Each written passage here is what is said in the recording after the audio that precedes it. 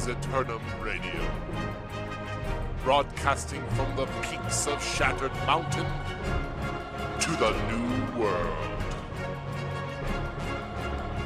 Okay, everybody, welcome to Aeternum Radio. I am your host, Slacker, here, joined with Ruko. Hello. And Big Papa. Howdy. So today we're going to go over, we're going to start by going over what we're talking about today, and then I want to give an introduction to everyone that you're hearing, so you get to know who we are as we kind of go on this adventure together. So today we're going to go over the news, what's happening in New Worlds, talk a little bit about what has been coming out from the studio as of late. Today we're going to be talking about character progression and how that feature is working inside of New World, and if we like it, if we're excited about it, what are we worried about. And then finally we're going to jump into the opinion segment, which is going to revolve around that question of, is paying money to catch up a good model in MMOs? So before we jump into all that, why don't we go ahead and start with introductions? And I will start with myself. My name is Slacker. I have been playing MMOs, specifically World of Warcraft, since pre-BC, so about 2006, 2007, back in vanilla. Absolutely loved it. Shared an account with a good buddy of mine, and we played nonstop. Over the years, got my own account, played through all the expansions, every single one. I absolutely loved it. I was working at GameStop actually when Wrath of the Lich King came out, and got to do the pre-release event for that. The release event for that, and that was fantastic. My favorite video game genres are everything from 4X strategy games to MMOs, sandboxes, survivals. I play just about everything, but you'll catch me playing like Warhammer Total War in between raiding sessions. So I also do lots of tabletop gaming, from miniature gaming to board games. So I've played, Infinity the Game. It's one of my favorites. 40K, to modern day board games. So you'll catch me doing Kickstarters pretty regularly. So that's a bit about me. Ruko, why don't you go ahead and go next? So my name is Ruko. I am a longtime World of Warcraft player. I've played World of Warcraft for about 13 years or so. I've raided for just as long. And I've been a raid leader in that game for about 7 years now, consistently. I am really big into other MMOs. Most notably, I've probably played Destiny and Destiny 2 the most since they've launched. I've also played a lot of single-player RPGs and a lot of tabletop games and D&D, Edge of the Empire, other things like that. So I'm really excited to talk about New World and get into the game, and hopefully it's a big success. Big Papa? Yeah, I actually got my first dose of MMORPG with EverQuest, surprisingly. I had my mom's friend showed me the game, and it was back on one of those old PCs, and I played maybe 5 minutes of it, but I was addicted. And then I played... It was enough. Oh, yeah. And then I played World of Warcraft off and on since pretty much vanilla. And I've tried many other MMOs since and have always gone back to World of Warcraft, including Guild Wars, Guild Wars 2, etc. Otherwise, I like board games, tabletop games, you name it. Okay, so let's dive right into the news. So New World officially releases August 31st. And if you pre-order, you're going to get access to the closed beta on July 20th, a month in advance. So the question on the table is, are you pre-ordering? I just like how they call it a closed beta. Really, all you have to do is pre-order to get in. So not that close. It's very exclusive. Yeah, it's very exclusive. I plan on pre-ordering. I think you two already have, correct? I haven't pre-ordered yet. I just need to go. It's on my card in Steam. I just need to go buy it. So I did pre-order it. I've had an opportunity to play New World. In the past, I actually got access to a pre-alpha where I wasn't allowed to share anything, and I absolutely loved it. And the game has changed a ton since then. And then I played it again, I think about a year ago. I was invited to another, maybe a stress test weekend, and had a good time with it there as well. So I played it off and on, but I don't know if I will play during the beta, maybe dip my toes in, but certainly not get invested in it until release. Yeah, I'm kind of in the same boat. I really just want to go in with a fresh mind and just experience it on day one rather than getting a little bit of a preview a month early. I find that I enjoy games a little bit more when I'm able to freely explore without knowing, I guess, what's coming. or so to speak. I agree with that. I've only looked at a few minor things just to kind of have an idea of some of the mechanics and how the game's going to work, but otherwise I've been pretty blind to it. Yeah, and so that's kind of another goal of this podcast in particular, is to make sure that we're able to give you guys kind of a fresh look at the game as we were all experiencing it. We're spoiler free, so in later episodes we're going to have a lore segment where we'll talk about various quest lines and characters and stories, because we love that aspect. But we won't do that until the game has actually been released and people get an opportunity to get dug into it. And I think that'll be a fun adventure. Yeah, spoiler segment on the podcast. Yeah, absolutely. The most recent news from New World's dev team is that they have released an alpha update. June, it's part 1. This is part of their final kind of push before the beta comes out that they need to test. Tons of stuff had happened here. There's a lot of big changes. They added 50 new armor sets. There's tons of new art updates to weapons, colors, armors. The UI has been retooled. They've added new character opinion options, facial hairs, hairstyles, all that kind of stuff. And the combat has had some updated as well, resolving some combat, PvP, and quality of life issues that we're having. And Big Papa's favorite is that sprinting will now be automatic. You don't have to hold it down with your pinky. Honestly, I think we're all happy about Hallelujah. that. Hallelujah. I think initially it was bound to shift, and I think they got rid of it. That is a make or break for me. That's if you want me to play your game, don't make me hold down my pinky to sprint. Then I'll play it longer. Well, it just seems odd I don't know. It seemed odd to me than in a MMORPG like that you would need a sprint key or something like that. Or how about in today's modern gaming period? just have an option. Well, you get tactical shooters and games like that where it's important that you're not running as fast as you can. But even in those, typically there is an option to have a toggle. You can go into the options to select toggle, or you can have it off. Anyway. On that thread, I should have a toggle where I can infinitely roll as Link. Because everywhere I go, I'm always going faster with Link if I'm rolling. So just toggle on the roll always Just button. the roll. Okay, yeah, that'd be great.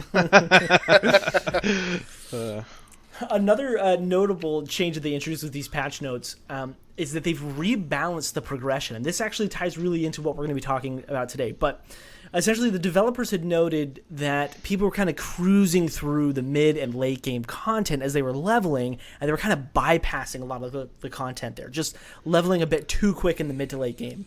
So a lot of the things that were rewarding you XP that you were getting skill up with has been toned down, and from the looks of it, pretty well to kind of slow down that process. And all of us here are actually currently playing through WoW Classic, and we had a discussion about how the journey and that progression is so important, because a lot of MMOs are not getting that right now. Absolutely. I mean, I'm fine with them to maybe toning it down a bit, but I think not doing all the content up front actually adds some replay value. Maybe you want to make another character and go back and do some of that content you missed, or maybe even do it in the end game when you're a little bit bored. I don't think your first playthrough on an MMO RPG you need to do every single quest to hit max level. That would seem a little bit tedious in my opinion.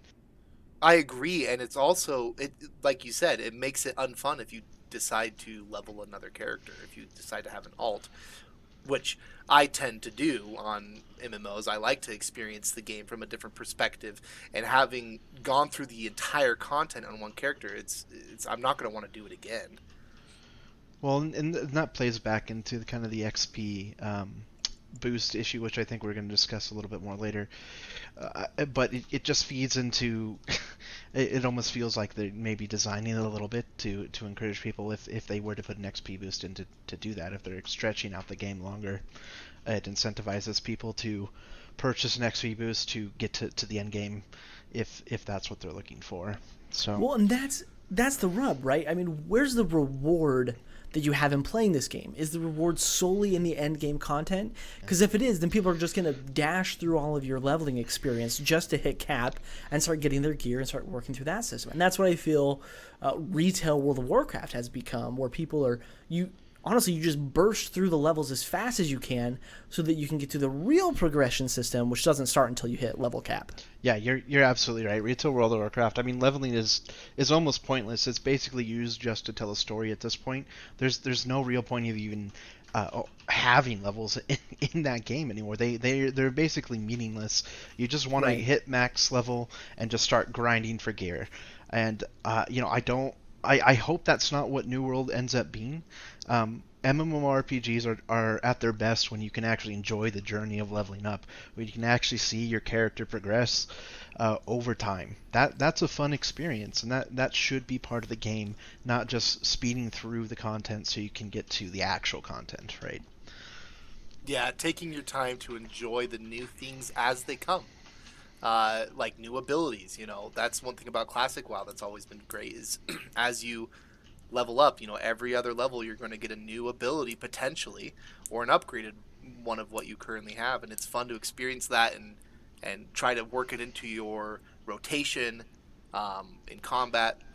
The experience is important, and that's one reason why I keep going back to World of Warcraft, actually, especially Classic, is because I enjoy the leveling in it. I know some people hate the grind, but it is fun to level a new class, and it feels rewarding, even though it is, you could argue, longer than retail. But it feels like I've actually accomplished something, and I've gone through a lot of content with this character, and therefore it's a lot more rewarding and satisfying to see the end goal met. So this is a perfect segue. Let's start talking about our core feature of today, which is exactly that, which is character progression. So let's talk about how this system works in New World, because it's some of these aspects will seem very familiar, but also it's kind of a fresh take on it. So lots of things you can do within Aeternum, right? You're going to progress across 3 major different categories, however you cut this cake, though. So you have your core attributes, and those are going to break down into your things like your strength, your dexterity, your intelligence, and they have specific stats behind them. So you have core attributes, trade skills, and weapon mastery. And you are going to put points or earn progress in each of these 3 different categories. And we're going to talk about each of them one at a time. So let's start with the core attributes. As you're leveling, you're going to stick points into, like you're playing D&D, you're going to be sticking points into one of 5 different attributes. You have strength, dexterity, intelligence, focus, and constitution. And each of them are going to have milestones that you hit, and they will reward you in a specific way. But essentially, when you hit max level, I think it says you're going to hit, you'll have spent 195 points, tops, okay, out of all these attributes that you can spend.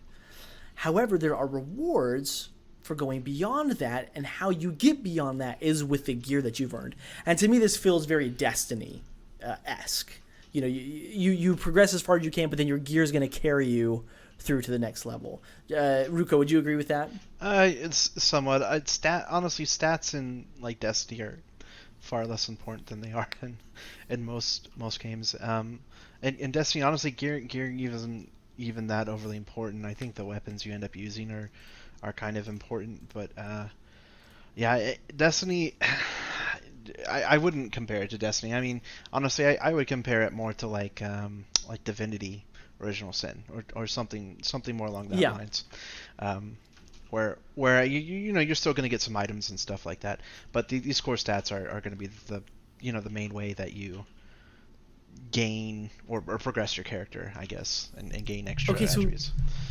So here's the rub. This is the part that has kind of got me really intrigued. Is that so you've got, by the time you've hit max level, you've spent about 195 points, right? Yeah. Let's look at strength. When you spend 50 points into strength, you get a new bonus. And that bonus gives you an extra 5% to melee weapons with light attacks and a 10% mining speed bonus. When you hit 100 points, you get 10% damage to melee weapons and heavy attacks, and you get plus 20 to your encumbrance. So now you can carry more goods. And so every 50 points up to 300 points are these big milestones to hit. Yeah, I am curious how that's going to work, or even the incentives, because I know they mentioned like diminishing returns on stats beyond a certain point, and how worth it is it going to be to get some of these bonuses versus sinking them into another core ability, I guess. It kind of, so we can define what's cool about a New World is that it's truly a classless system. There's no classes, right? But there kind of is. There still kind of is, right? If you're putting all your points into strength, you're not about to pick up a bow where you need higher decks. No, you're not gonna start, doing caster weapons and things like that if you're putting strength in, right? So is it a castless system? Kind of. I mean, I think there's definitely some room for hybrid bids. You're not forced into a single class, and one thing they've mentioned is that you are going to be able to respec these core abilities for a in-game fee, right? That it'll increase, so you can't just do it freely. So at any point, if you want, you can go from being this tanky brawny melee swinger to a caster. If that's what you want to do. You don't have to re-level a new character, which is kind of nice. I think some people still obviously will, and just keep those separated. But what's fascinating about that is supposedly the fee is more expensive the higher amount of attribute points you have, or the higher level you are technically. The more committed you are to it. Yeah, so that way, when you're young, low level, and exploring your options, you can respec at a much cheaper cost. But I wonder how drastically the fee increases as you get higher level. I did have a question, and this is due to my lack of knowledge of the game, because I have not looked too much into it. I heard that you could level up all the different, maybe it was the trade skills and the gathering skills, like you can do any of those and all of them. But attributes you can't. Attributes you have to pick and choose where you spend those points. Am I understanding that correctly? Right. So you have weapon masteries and you have trade skills, and both of those level up Skyrim style. You level it up more as you use it, right? So ultimately, you can get really high in your bow, which is a dex-focused weapon. And you can get really high in your great axe, which is a strength-focused weapon. But those are in two different attributes, making that less than optimal. Right. So the one thing I've heard too is that the soft cap for spending points is 195. Right. Is that and how many points are you getting again over the course of leveling up? What's the maximum amount you'll ever get? Well, that is over the 195. 195. As far as I'm reading it, it's 195. But you can go higher with gear. With gear, right? So gear will add extra core abilities, but right. You're getting 195 points to put into them by yourself. And so that hence the soft cap there. That makes a lot more sense. Now you can go up to potentially 300 then with gear, or is there a hard cap? I don't know how realistic that is, that someone gets up to 300, but it has a bonus. But you said there are some passive abilities at 300, right? You said there are some benefits to it? Yes. Okay. So strength at 300 gives you light and heavy attacks with melee weapons gain grit, 25% chance to fully mine an ore node with a single swing. So it is realistic then, but you might not. Well, I mean, I don't know how much you're it is in spending game. all of your points, or right. Yeah, right. Your gear is very focused on strength. Could be right. So, and that That's kind of leads interesting. me into one of my concerns here. Is I love this idea that it's a classless system. I can customize my character however I want. But if I'm going to focus on, dexterity because I want to do archery, or be a bowman, I'm going to go into skinning because I naturally benefit from the skinning bonuses. So, for example, 50 points, plus 10 skinning plus 10 skinning speed, 100 points, plus 20% haste for 3 seconds after skinning, 150, 10% decrease in weight of skinned items, and so on and so on. So, as someone who's spec'd in dexterity, I don't know if I'm going to go do those other trade skills because I've spec'd into dexterity, and I feel that's a loss opportunity. But you Like can a loss though. of choice. You can though. Can't you get any trade skill all the way up to max? Yeah, you can. It's just not going to be as efficient. Sure, yeah. but you can. And that Yeah. honestly, if it were me, and maybe I'm going against the grain here, I would prefer that you couldn't level up all the trade skills. That I typically prefer when Really? you feel unique in a game and you have to pick and choose what what you like. In WoW, there's two professions, right? You have to Sure. pick which professions you do. In this game, it sounds like you can get all your professions. So that doesn't encourage a good in-game economy, in my opinion. And maybe it takes forever to level these up. So maybe you're right. Maybe it's not optimal to do it. But some people are going to do it.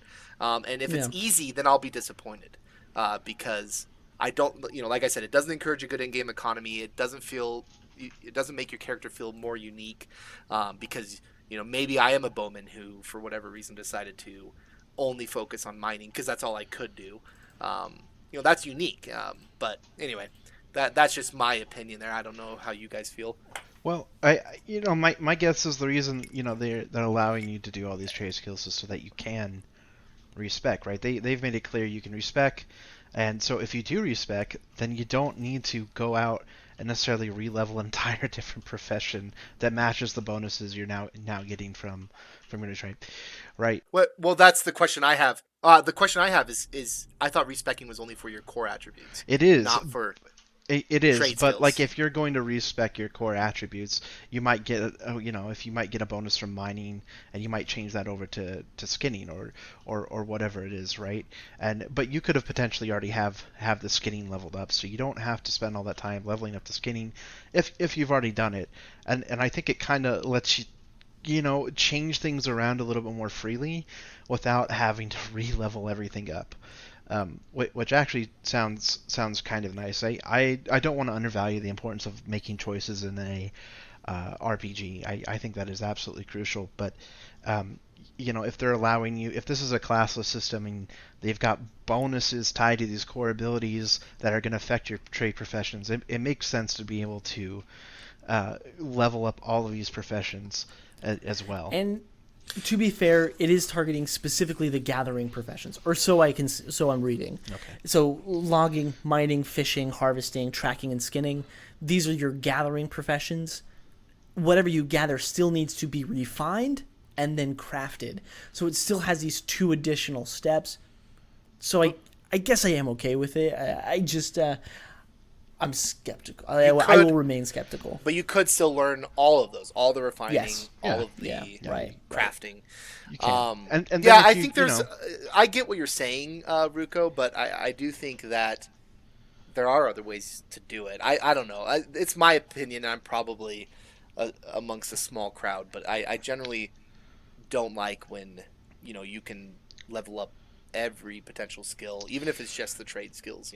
Well, I don't know. Professions have always kind of seemed like a afterthought to me in MMORPGs. But not in this game. This game, it's a bigger Right. deal. And that's Right. why that's exactly kind of why I think they've gone this route.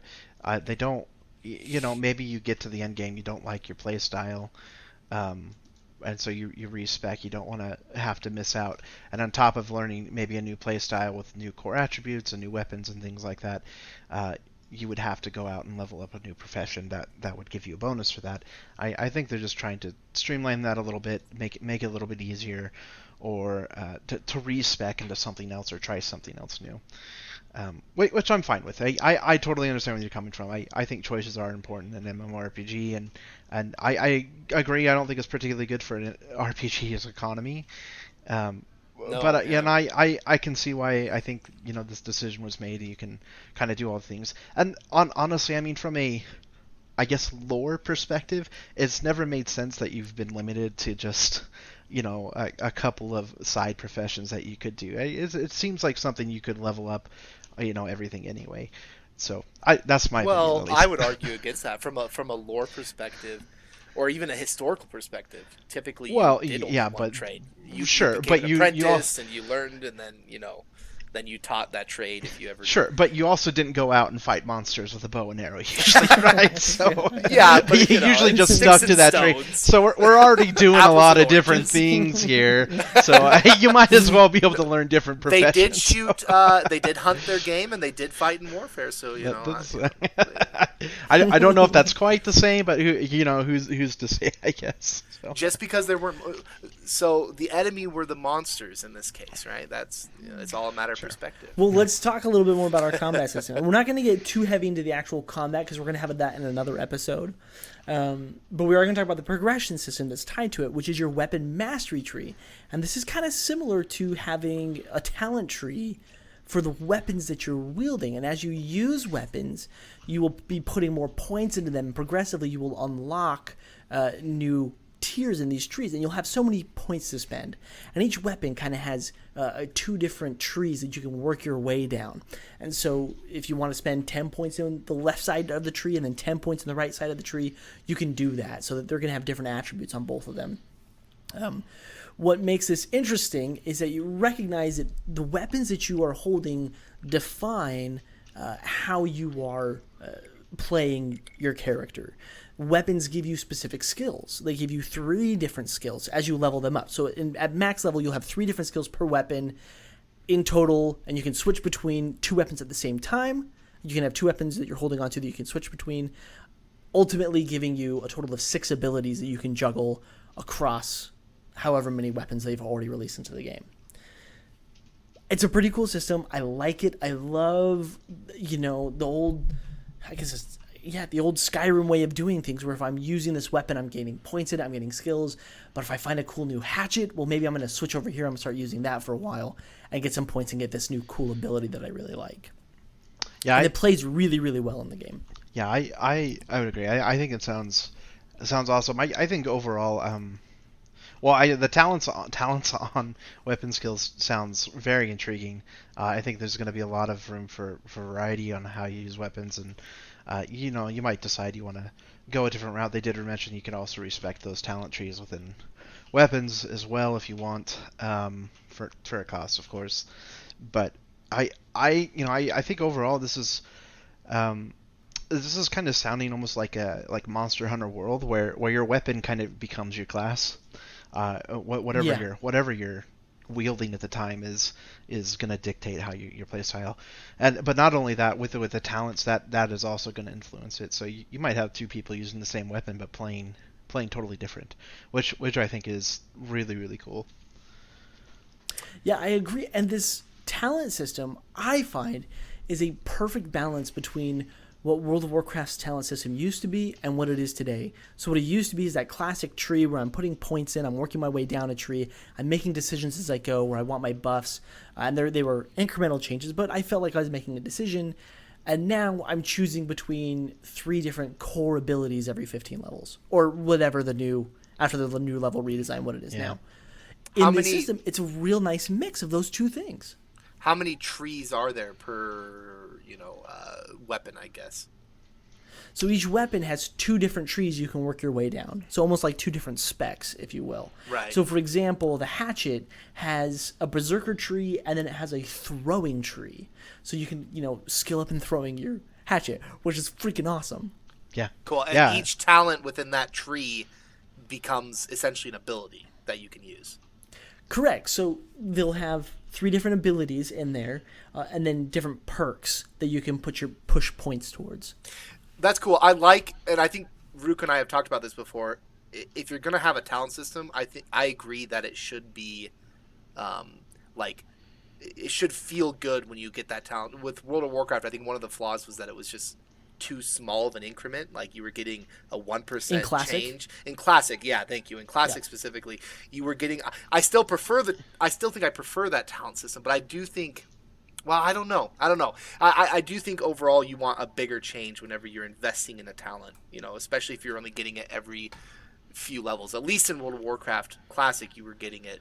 Every level you were getting a point to spend. So there's that. But it's still. When you invested the point, you might not have felt that change immediately. Over time, you might see it, but I do prefer seeing it immediately if possible. Yeah, I agree. I mean, I think just talents that say, "Oh, it increases your damage by another 1%." It's just boring, and you don't see the change in it. I hope that's not what these talent trees end up being. They're not just like, "Oh, you get 5% more damage with your hatchet when you're throwing it," or something like that. I hope they're a little more meaningful and allow you to interact more with what you're doing with the weapon rather than just a raw damage buff or something like that. In my past experience, that's what it felt like, but it's been a while since I've been in the game. But it did, if I recall correctly, it still felt, every time I was putting a point in, I was very excited for the new effect that it was going to have. Well, that's good. And it felt substantial, and it felt like Yeah, you well, I noticed mean, it. some of them are like, I just got a new ability, I'm pulling that to my bar. Oh, that's awesome. Right. Yeah. I'm sticking this on, I think QR and F are like some of the default keys that they have it plugged into. But yeah, I could feel the change pretty. Wait, the default keys aren't 1 through 6? They're actually Yeah. key bound to places you can reach. We can, we're going to go into that too when we go into our combat deep dive. Cool. Well, I was gonna say one other thing. So that's the main way you get the abilities. Then is only through the talent system, or are there other ways you Correct. can get abilities? That's it. That's Okay. the way you're. That's the way you're fighting. That's what you're. That's kind of what defining is. What is defining your playstyle? And armor doesn't give you. I mean, it'll. Does it ever give you any passive abilities, or is it only attribute points into a specific attribute? I'm sure there will be some of that effect, but we'll have to wait and see. Yeah. And okay. Jury's still out on that. I wouldn't be able to tell you. So that's the progression system. Again, recapping, 3 core aspects of it. Core attributes, you're putting points into D&D style, leveling, you level up, you get 5 points to spend, whether you're putting in strength, dexterity, intelligence, focus, or constitution. And each of those have their own bonuses. Strength, you're dealing more damage with your melee and light weapons, giving extra damage on stuns. Dexterity, higher chance to crit, bonus points for backstabbing. Intelligence, light to heavy magic attacks are now being focused, so you're kind of your spellcaster attribute. Focus is giving you mana regeneration, healing output, kind of your utility almost point dump. And your constitution is going to give you extra additional health. I'm actually curious if I will be spreading points like I do in D&D and say, I got to make sure I put a couple of points into constitution and then keep pumping it into dexterity, or what. And I'm glad they have that reroll system built in. And then weapon masteries, the talent system when you're gaining the abilities, and finally the trade skills, gathering, refining, and crafting. Does this feel like meaningful progression? I think so. I think more so with the weapons than necessarily the core attributes. I think that's really where you're going to notice the biggest progression. The core attributes seem like they're just here to help with whatever weapon and weapon style you're kind of choosing to play at the time, and enhance that experience. So or at least stay relevant with the content that you're working on. I am really glad they're putting in the respec, because I know that I know that I'm going to make mistakes when while leveling on up. your first So level. yeah, 100%. Yeah, that's gonna happen. So I think the progression is going to be good. I'm excited to see it in action. One more thing to tease here, though, that I'm just looking at this, and it's got me scratching my head. You have so weapons are gonna bonus off of different attributes that you're using. For example, a hatchet bonuses off of strength and dexterity.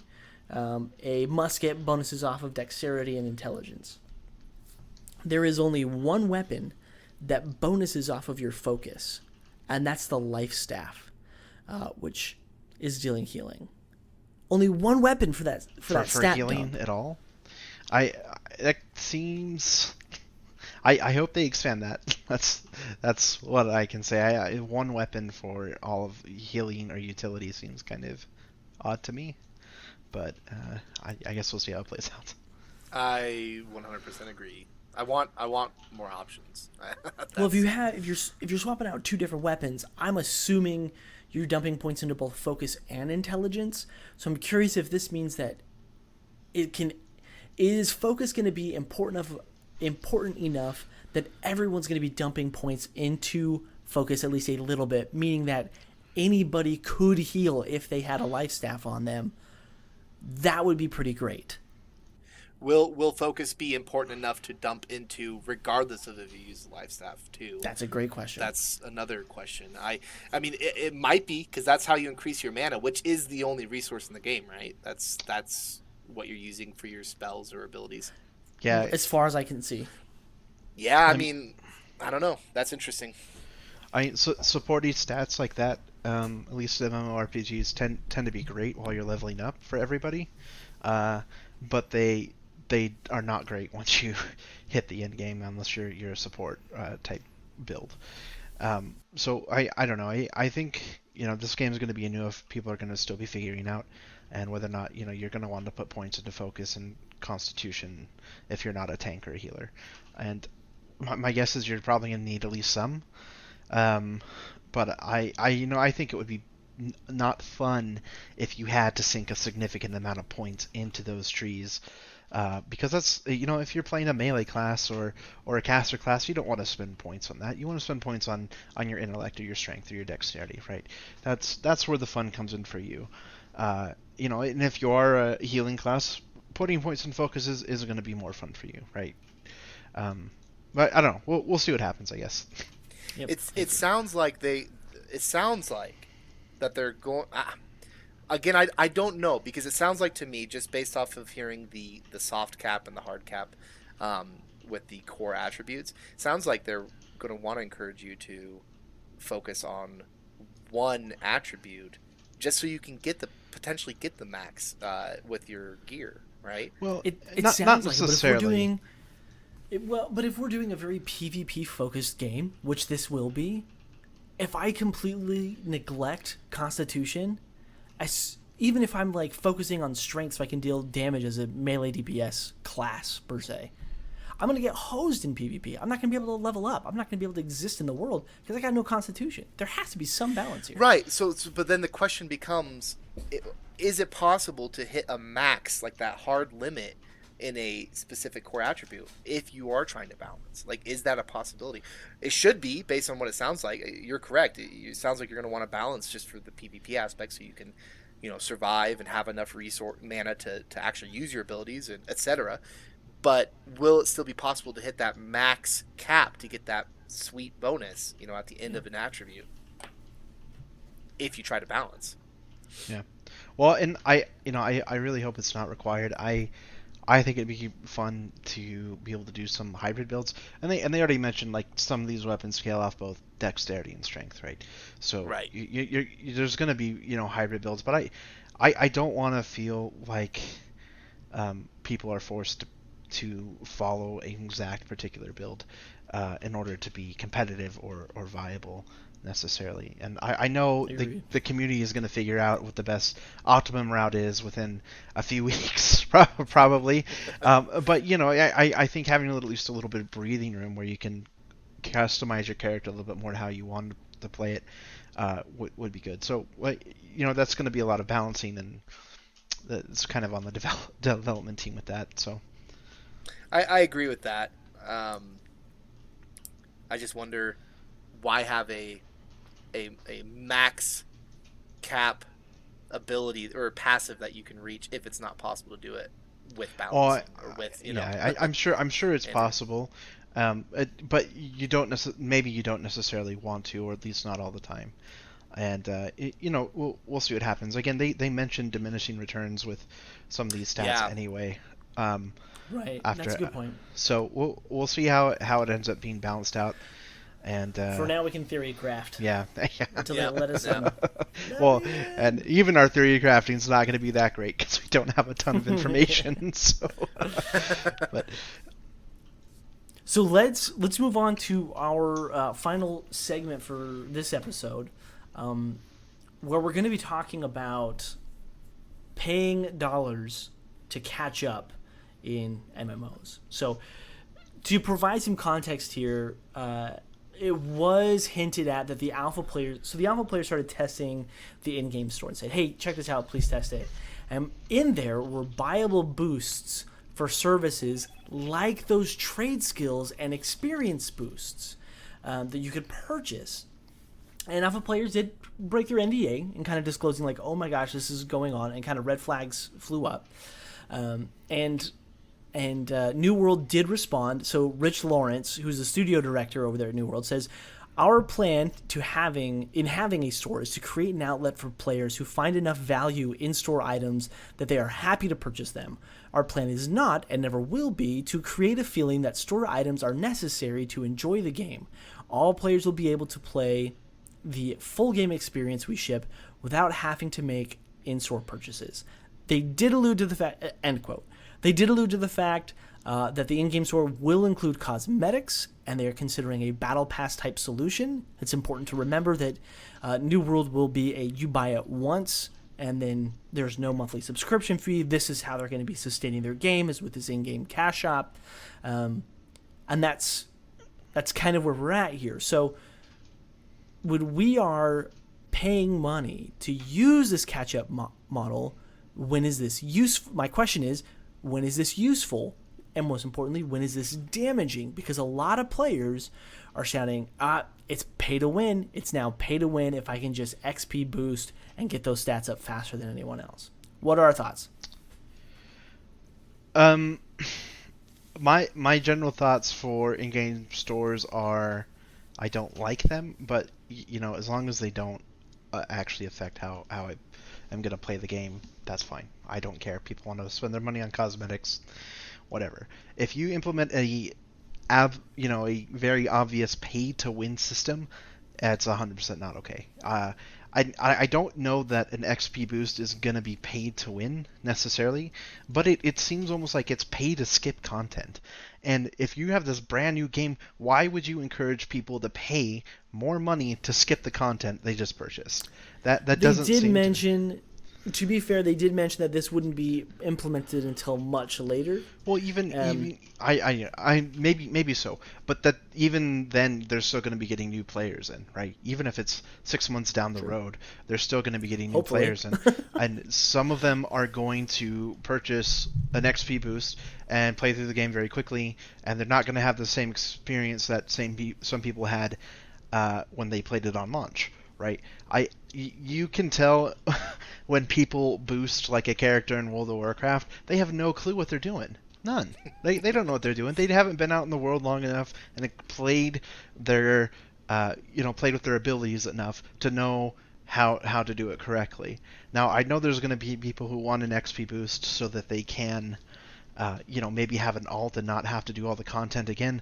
But again, that kind of speaks to me that the content maybe it's not very good or doesn't have a lot of replayable value. And I really hope that's not the case. Yeah. And especially with the respecking option as well. How many people are going to really want to play alts if you can just spec into something else? That doesn't make sense to me. If you can, it sounds like a one character game because of the fact that you can. Obviously you can make more than one character because you have limited core attributes, but there are the trade skills that you can level up all of them on one character. So there's really, and you can respec, like you said. So there's really no point in necessarily creating alts, especially if the fee for respecking at max level isn't too costly. I agree with you, Ruko, that ultimately I feel like it's detrimental to the game to have an in-game store. I know some games, I mean, I think the majority of it's a model that's used by a lot of games nowadays. I think paying to boost your experience. Here's the thing: if that's available in the store, to me, it's a sign that the developers don't care that you enjoy the game. They just want the money, right? They just want to make money, and I get that making money is an important part of continuous development of a game. But I feel like it's I don't know.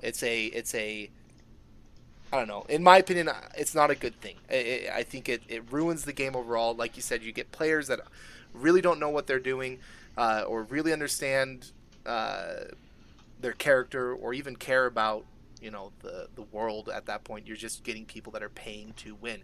But you're right. The other side of that is it technically pay to win to boost a character?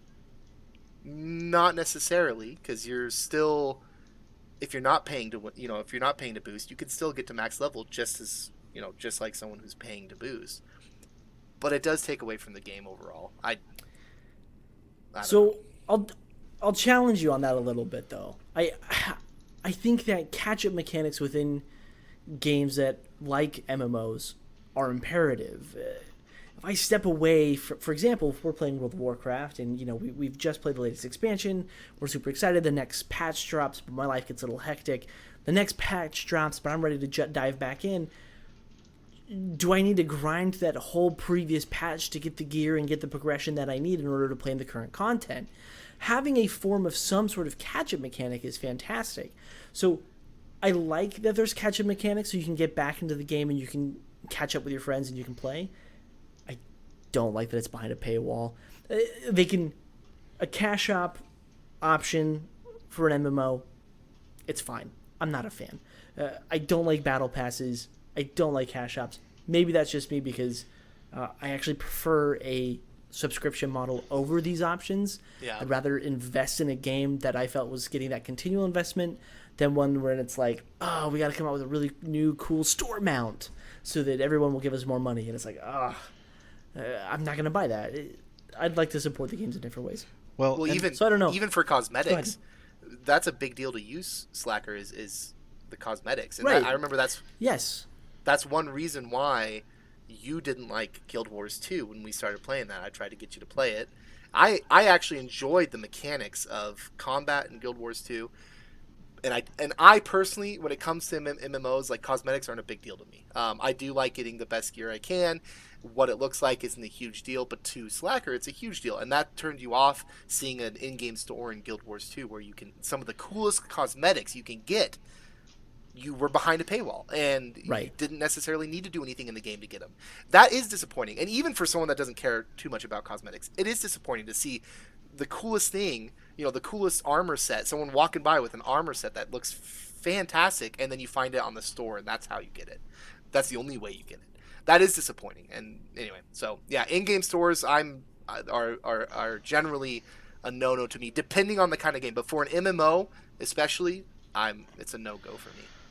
It's kind of funny that the director said that you would be able to have the full experience. I mean, that's fundamentally incorrect. If you're paying $40 and you can't unlock everything in-game just by playing in-game, you have to pay additional money to unlock things.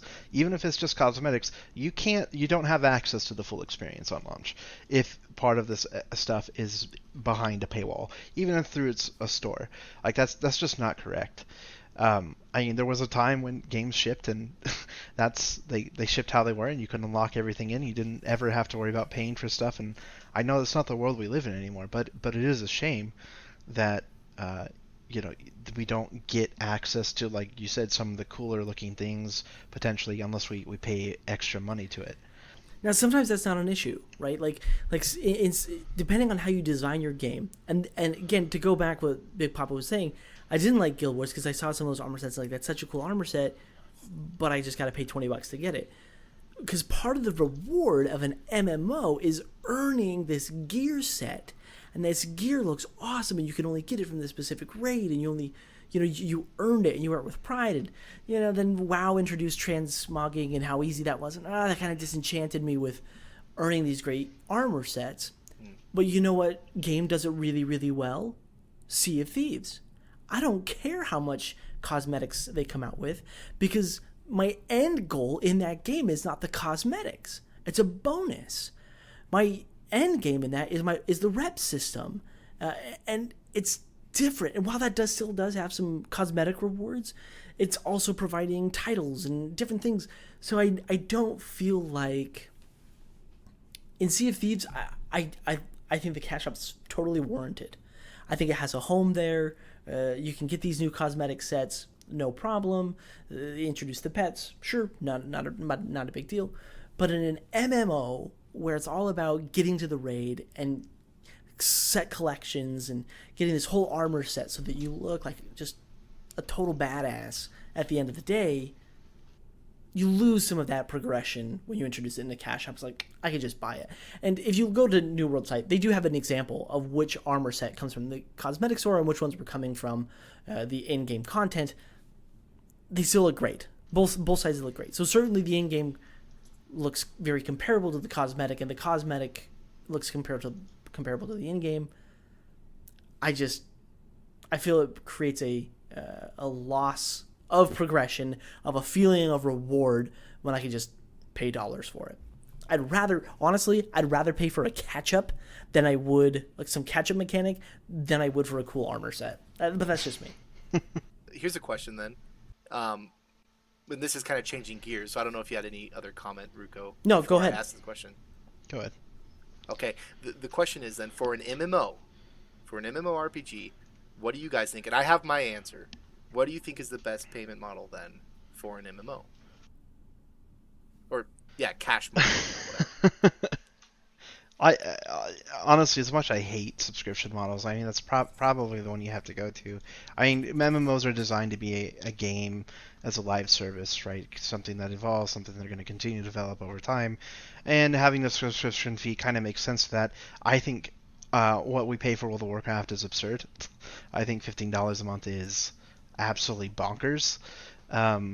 Even if they say it's just access or server fees, I mean they're making, I can't even imagine how much money they make just off subscription fees in that game. And then on top of that, though, like if you're gonna be doing a game as a live service, I almost feel like people should need to buy an expansion or even potentially the base game. I mean, if we're paying you money every single month to develop this game, even if it was $5 a month, over the course of a year, we're paying you the same amount we would pay for a brand new AAA game that's taken multiple years of development, and we've paid you all of this money for like a single year of development. And now some of that does get invested into future development of the game, but I mean, World of Warcraft right now, you pay the expansion fees, which are like $40-$50, plus the $15 a month fee, plus the in-game shop stuff, which, I mean, is literally just, it's ridiculous amount of money they want you to pay in order to play this game. I think I'm fine with the subscription model for an MMO. And if the game is free to play, I honestly don't even mind a store, but I think paying the money up front and then not being able to get access to the actual full experience where you can actually earn some of the coolest stuff in the game feels really bad. It just does. Yeah, I agree. I wholeheartedly agree. And I'm going to take another stab at this and say that I think the best model for MMOs is a subscription base. And the reason I love subscription-based content is because as a consumer, as a player of the game, I feel I have more power in showing my dissatisfaction by hitting unsubscribe than I do with any other of the models. Like, so I think like games like League of Legends and Fortnite, where they have a battle pass system and cosmetics, they're all like kind of a model of where they get a burst of cash and they burn through that until they hit the next big release. Boom. And then a burst of cash and they burn through that until they hit their next big update, their next battle pass, whatever it is. And the thing is those payments are up front. Like, I see it looks kind of cool. Say, man, this is kind of a cool theme they're going for. All right, I'll buy the battle pass. All right, I'll buy the cosmetics, whatever. I've given them their money. Their money. It doesn't matter over the weeks that follow how good that content is, because I've already given them the money that they need to survive for the next round. Right. But if they are on a cash flow based system like how World of Warcraft used to be, then when I hit unsubscribe, their monthly income goes down a little bit, and they can see, oh gosh, we're losing customers, and I think that's a much better reflection of how people are feeling about your game than the forums. Because you gotta wade through so much disgusting crap in the forums and people on Twitter and all over Reddit, and it's like, this is the worst system ever. This game is dead. It's never gonna happen. Yeah, whatever. I think that a month-to-month subscription base over everything else, especially battle passes and cosmetics, is far preferred. I agree. My answer would be subscription based as well, and I'll give a couple more reasons why I think this is, just to match what you guys say real quick. One, look at what has been the longest lasting MMO, right? And that has been World of Warcraft. That's the one with the largest player base and the one that's lasted the longest.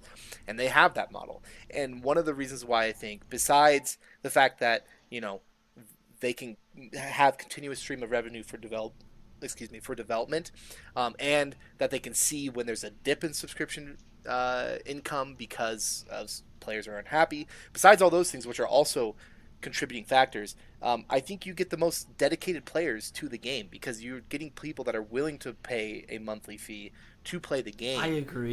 Yeah. And I think that's a fantastic thing. You're not getting these free-to-play MMOs where you're getting just trolly players all the time. Now, you're going to have trolls all the time in any MMO, but you get more dedicated players. You get people that are willing to play the game longer because they're paying this fee and they're investing their money into it over time, a lot of money. I agree with Ruko. Is $15 the right amount? No, not necessarily. And should you pay an expansion on top of that? Absolutely not. I think maybe the perfect model would be a subscription fee, maybe $10, and expansions, right, are you still pay a small an amount, but it's very small compared to other games. It shouldn't be a full retail price game if you're paying a subscription fee on top of that. But anyway, that's my opinion. Yeah. So I think we're all in agreement that I think a subscription fee for an MMO is probably the best model. But certainly not doing all three, where you pay for the game and have a store and have a subscription. Thankfully, New World's not doing that. I don't know. Yeah, even with the store though, and catch up mechanics and things like that, it feels like they're being greedy. And Amazon, this is run by Amazon, the most lucrative corporation in the world. I'm pretty sure. I mean, they just have money flowing out their butts all the time. They had a failed game last year, Crucible. The studio did. It doesn't even faze them. They weren't even scared to shut that thing down. I don't feel like they need extra money, and it feels like people are going to get turned off by this idea, and they're risking a lot for what to them is probably very little. By implementing the store and potentially XP boosts and things like that. So, well, I think the good news is that the fans and everyone following the game and the community at large was very vocal about their disdain in this cash shop and in the catch-up models, and I think that New World has reacted to that. I don't know if their reaction has been as great as everyone wanted it to be, but it was there. Well, that is our time for today. First of all, I want to thank Ruko and Big Papa for joining us today. You'll see them both pretty regularly on our show. As we move forward, we'll probably be releasing episodes every other week, weekly, kind of as content is arriving, as we get opportunities to actually play the game and get our hands on it. Again, the game is releasing at the end of August, but you'll have a chance to play it for the first time on July 20th if you have pre-ordered for that closed beta access. With that, guys, any parting thoughts? No, I overall I'm very excited for the game, and I really hope it turns out to be a big success. So I am cautiously optimistic. I do look forward to playing, mostly because my friends are playing, and the combat system, well, the mechanics look intriguing. But yeah, I'm looking forward to it, and we'll see how it goes. Couldn't agree more. Well, hey, on our next episode, we're going to be talking a little bit more about the factions within New World and what they look like and what that means in having instead of a Horde versus Alliance, you've got 3 different factions and the other factions you'll be opposed to, and it's going to matter which one you pick, and we'll talk about that more in our next episode. Thanks so much for joining us. If you've liked this content, make sure you give it the good old thumbs up and share the love, and we'll talk with you guys next time. Thanks so much. Thank you. Toodaloo.